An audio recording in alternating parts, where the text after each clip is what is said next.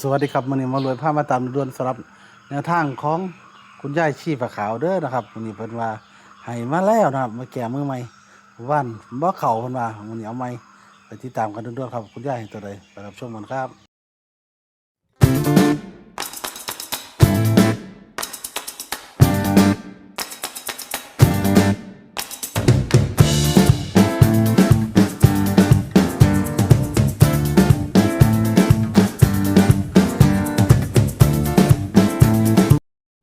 สวัสดีครับแม่พร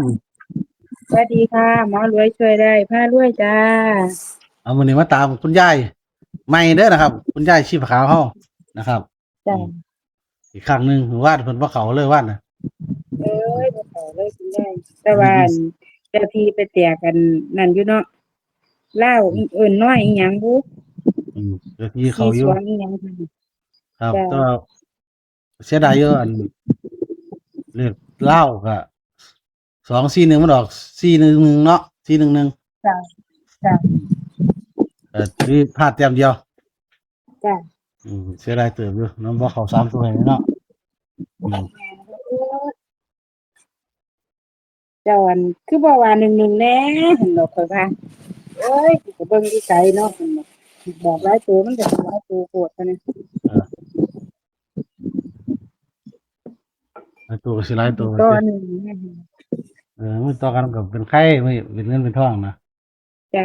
มื้อนี้ละปังๆ คุณยายก็เว้าอยู่ว่ามื้อนี้ก็ปังคือเก่านั่นล่ะเด้อว่าซั่นว่าโอ้กูก็ว่ากูไปเบิ่งคักอยู่นั่นล่ะว่าซั่นอืมพลาดไปจังได๋วะว่าซั่นมื้อนี้เลาก็ให้มาอั่น4713จ้ะมื้อนี้คุณยายมันได้บ่จ้ะอืม7 1 3อืมเบิ้น33จ้ะมื้อนี้3จ้ะอือคุณยายเนาะลูกให้หลานตรงๆแม่เนาะนมโอ้ยเนาะว่าหลังไปหาหมอได้เพิ่นอืมมันคักข้อยเออเดี๋ยวทันได้แล้วเด้ผู้ใดพาไปหาหมอนั่นล่ะอืมเอามีก้อนบ่เอามีก้อนบ่ได้ไปพุ่นบ่สิไปพุ่นเลยจ้ะเขานัดสิไปเห็นหมองนี่ล่ะมาตาอยู่ตรงนี้จ้ะ อืมเขาว่าเฮ็ดหยังก็เขาว่าให้สิไปอันอิหยังก็อันเฮ็ดอิหยังก็ที่ข้อยเว้ามื้อนั้นข้อยก็ลืมเนาะเลเซอร์อิหยังก็เลเซอร์แสงเลอืมเซอร์แสงเลเซอร์ตาอืมลแหมเออมันเป็นหยังคือได้อืมฉายเขาจะว่าบ่แต่มันมีเด้เพราะว่ามันมั่วเพราะว่าอั่นยางมันเข้าหลายนะโอ้ต้องละลายยางบ่แม่นประมาณนั้นต้องเอายาเข้าไปอั่นอิหยังบุเขาเว้าอยู่มื้อนั้นอืแต่ว่าคัมนมันบ่ดีก็ให้กลับไปยังว่าสิกลับไปนั่นน่ะอืมก็มาเฮ็ดกับข้าวให้ครูแล้วก็สิไปเลยนะอืมผู้ปวดก็ปวดยังว่าเทิงที่ล่ะข้อยบ่เป็นอันเฮ็ด การถึงงานติจ้ะโอ้ยเนาะไปสวนเลยนำอืมแล้วว่าฮอดเงินก็บ่พอเฮ็ดจั่งใดเอาเฮ็ดจั่งใดเอาข้อยคือสิบ่ตายซะติให้อืมเออนี่แหละปังๆเด้ก็ว่าอนี่แหละว่านำมีเขาก็ยอมว่าอาอืมสิได้บอกเจ้าว่าเป็นประหยัดเด้ว่าอยู่อืมมันก็บ่แน่นะมันบ่แม่นว่าสิเลขมันบ่เข้าซุมื้อไปได้เดอืมแม่นจ้ะมันก็ต้องมันก็ต้องกันนำแหน่แล้วมันก็คือว่ามันได้มามันก็ไปจ่ายหนี้เบิดอืมอืมมันได้ว่าได้มาเฮาไปถ้าใช้เนาะบ่แม่นว่าบ่มีหนี้เนาะถ้ามีแม่หนี้มันก็นคันเก็บแล้คัวนมันได้แต่ใช้หนูบ่ได้ไปอืมกวนไผแล้วอันนี้มันมีหนี้คือว่าน่ะมันก็เลยบ่ได้ใช้อืม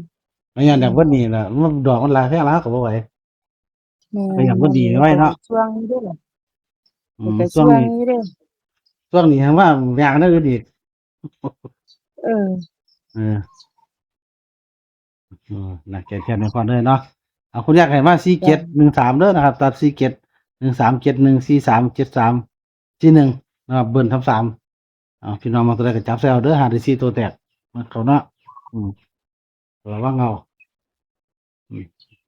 คุณยายก็สิซอยหลานนี่ติเนาะอืม จ้ะ คุณยายพยายามเนี่ยมันจังๆเนี่ยมันมีเงินส่งลูกส่งหลานไปหาหมอเด้ออืม เอาหลานเด้อคุณยายเอ้ย อืม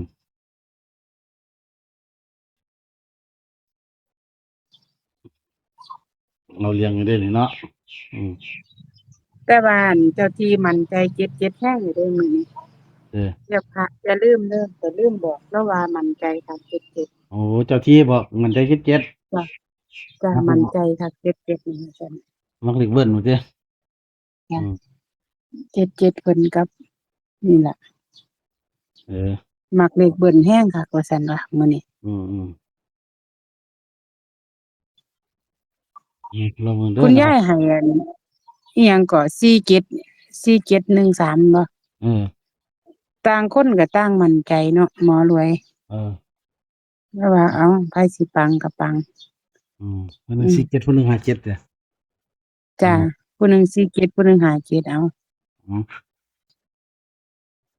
แตกผู้ใดผู้หนึงเนาะที่อันเพิ่นว่ามั่นใจคัก